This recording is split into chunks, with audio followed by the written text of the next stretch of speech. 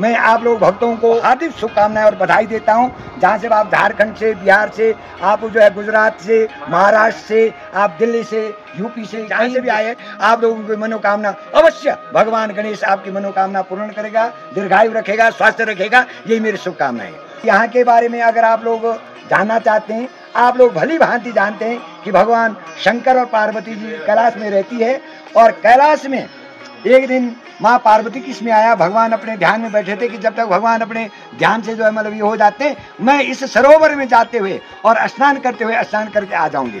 तो माँ पार्वती यहाँ आई और दिन का समय था, उस दिन गणेश चतुर्थी थी। और जैसे ही इस सरोवर में स्नान किया, स्नान करने को उपरोक्त माँ पार्वती बाहर आई। पार्वती जी ने सोचा कि मैं बाहर आ गई, पर वस्त्र चेंज करना क्या होगा, सारे भगवान दिन का समय था और यहाँ पे जो है मतलब सारी दिशाएं देख रही थी। तो यहाँ पे एक गुफा है, अभी मैं आपको गुफा बताऊंगा। तो उस गुफा में माँ पार्वती जाने चाहती थी। तो माँ पार्वती ने सोचा कि इधर उधर जो है सारे लोग मेरे को देखेंगे। तो पार्वती ने अपने महल से अपनी शक्ति द्वारा गणेश जी को यहीं पे जो है प्रकट किया, पैदा किया।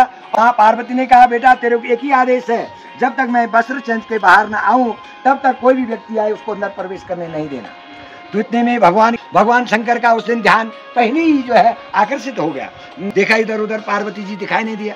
तो भगवान ने सोचा कि हम जीवन साथी है, और जब जीवन साथी में जो है मतलब पत्नी का जो है कर्तव्य होता है कि बिना पति के पूछे हुए कहीं नहीं जा सकती। भगवान ने बोला कि आज मेरे से क्या गलती हो गई कि पार्वती जी जो है बिना बताए हुए चल दी उसके सामने। तो अपने गणों को पूछा, गणों ने कहा कि भगवान ने बोला कहाँ गई, उन्होंने कहा और बोला नहीं कुछ पर नीचे साइड गई।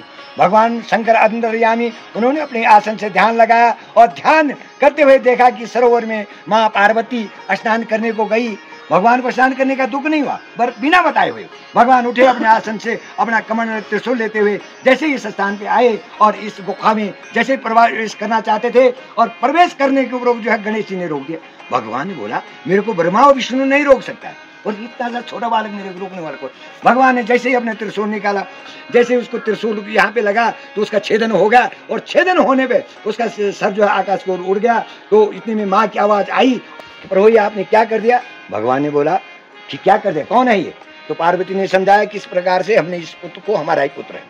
तो भगवान ने कहा देवी घबराओ नहीं, अपने गणों को कहा तुम यथाशीघ्र जाओ, कोई जंगली जानवर जंगली पशु कोई अगर मिले तो उसका जो है आप जो सर लेके आना, पर ऐसे बच्चे को लाना जो कि प्रसव के समय बच्चा पैदा हुआ न हो, जो प्रसव देते हुए माँ, जिस माँ की उस बच्चे पे दृष्टि न पड़ी हो, ऐसे बच्चे को लाना।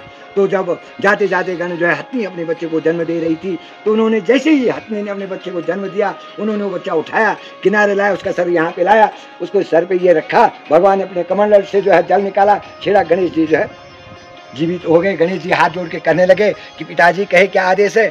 भगवान शंकर ने कहा बेटा तेरे को आदेश मैं कुछ नहीं दे सकता हूँ, तेरा सर न देने के उपरोक्त तेरे को ये देता हूँ, तो ऐसे बड़ा बेटा हमारा कार्तिकेय महाराज है, पर लेकिन आज के उपरोक्त आपको ये आशीर्वाद देता हूँ कि कोई यात्रा पे, जैसे आप लोग यात्रा पे हैं, यात्रा पे जाए, सर्वप्रथम पहले आपका आह्वान होगा, घर बनाए, शादी बनाए, राम कथा करे, शिव पुराण करे, सर्वप्रथम आपकी जो है पूजा होगी। तो पहली पूजा होती है। और इस स्थान का नाम जो है ढूंढीराज, क्योंकि ढूंढ है कि जो है तो ढूंढी, ये गणेश भगवान का नाम ढूंढीराज है, ढोढीताल नाम से विख्यात है। उत्तराखंड के जो उत्तरकाशी के जो है ये ढोढीताल नाम से विख्यात है। और जो भी यहाँ गणेश भगवान की इसमें आता है उनकी मनोकामना पूर्ण होती है। निश्चित मैं आपको लिखित दे देता हूँ, रोग से पीड़ित हैं वो रोगों से दूर हो जाते हैं। और जो कहीं कोई धन से परेशान है, कोई सर्विस से परेशान है, मैं इसी शब्दों के साथ आप लोगों को बहुत बहुत शुभकामनाएं गणेश भगवान की। आइए आप लोग जो है दीर्घायु और स्वस्थ रहें, यही शुभकामनाएं। बहुत बहुत धन्यवाद।